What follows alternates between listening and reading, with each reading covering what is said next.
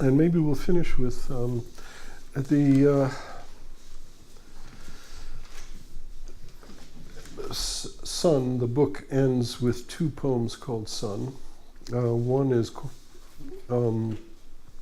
quite long, well, exactly the length of the wasteland, in fact. It's not a good thing to read. That takes 17 minutes times 2, so we won't do that. But I'll read the second of them. The first one came out it was written in the midst of the psychic and linguistic confusion of Vietnam and its aftermath. The second one, Second Sun, came to me at a point when I was a person who had engaged for Nixon and Kissinger. During the war, there was an illegal bombing of Cambodia. Now, I don't know how that's distinguished from the illegal bombing of everyone else, but they had no congressional approval. It was prohibited to bomb Cambodia. They went and bombed Cambodia anyway, thus leading to the horrors of destabilization and slaughter that ended up in Cambodia. We were nicely responsible for that. A person returned to look at these places as a bomber pilot that he had experienced from afar. And he talked about visiting these places and how it was all a kind of blur to him, because killing had been just a kind of abstraction, a job he had to do from 30,000 feet above the ground in a B-52 bomber. A comment before I begin, because somehow when I printed the manuscript, the last page was not included. Mm-hmm. So if you read in English, I will not be able to read the Danish translation. But I definitely think we should hear it. I will just not be able to follow with the Danish translation. Okay. So perhaps it's slower or... So read slowly. Yeah, it's a bit slower. It's a complex poem. Write this. Son, write this. We have burned all their villages. Write this.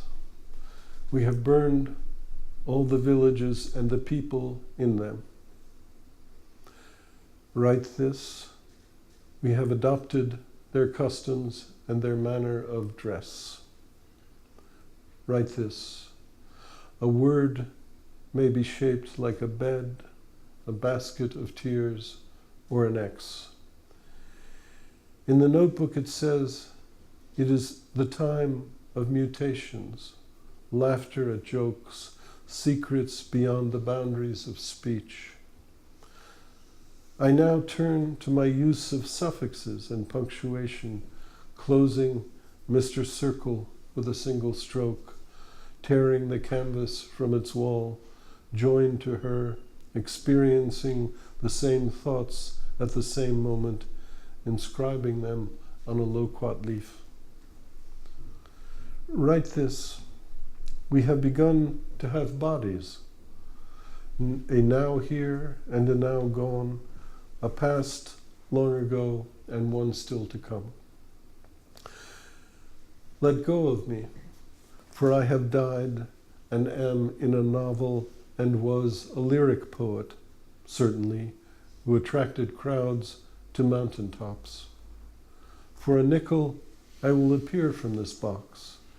For $1, I will have text with you and answer 3 questions. First question.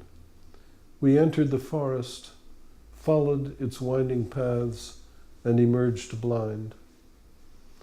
Second question. My townhouse of the Jugendstil lies by Darmstadt. Third question. He knows he will wake from the stream, conducted in the mother tongue. Third question. He knows his breathing organs are manipulated by God, so that he is compelled to scream. Third question. I will converse with no one on those days of the week which end in Y,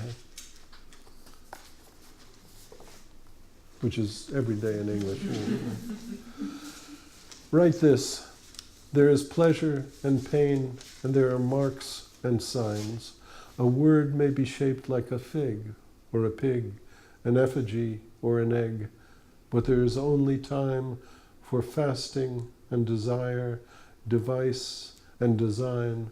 There is only time to swerve without limbs, organs, or face into a scientific silence, pinhole of light.